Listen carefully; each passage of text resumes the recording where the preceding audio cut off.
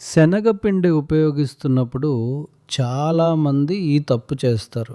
ఈరోజు ఏ చర్మ సమస్యకు ఏ బేసన్ కాంబినేషన్ బాగా పనిచేస్తుందో చెబుతాను. మచ్చలు మరియు పిగ్మెంటేషన్ కోసం బేసన్ ప్లస్ పెరుగు కలిపి పేస్ట్ తయారు చేయండి.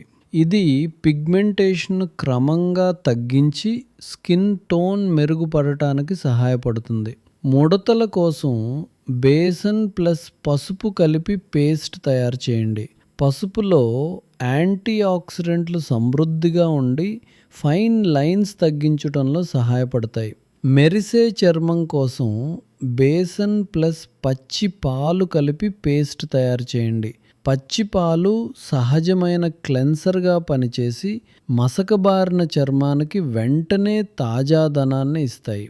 సన్ ట్యాన్ తొలగించటానికి బేసన్ ప్లస్ నిమ్మరసం కలిపి పేస్ట్ తయారు చేయండి. నిమ్మరసం సహజమైన బ్రైటనింగ్ ఏజెంట్. ఇది ట్యానింగ్ తగ్గించడంలో సహాయపడుతుంది. మొటిమల కోసం బేసన్ ప్లస్ తేనె ప్లస్ నిమ్మరసం కలిపి ఉపయోగించండి. తేనెలో యాంటీ బ్యాక్టీరియల్ గుణాలు ఉండి మొటిమలను నియంత్రించడంలో సహాయపడతాయి. ఈ ప్యాక్లను ముఖంపై 10 నుంచి 15 నిమిషాలు ఉంచి తర్వాత మెల్లగా స్క్రబ్ చేస్తూ కడిగేయండి. వారానికి 2 నుంచి 3 సార్లు క్రమం తప్పకుండా ఉపయోగిస్తే మంచి ఫలితాలు కనిపిస్తాయి. ఇలాంటివే బేసన్తో చేసే సహజమైన గ్లోయింగ్ స్కిన్ రెసిపీలు కావాలంటే కామెంట్లో బేసన్ అని రాయండి. నేను బేసన్తో తయారు చేసే మరిన్ని స్కిన్ కేర్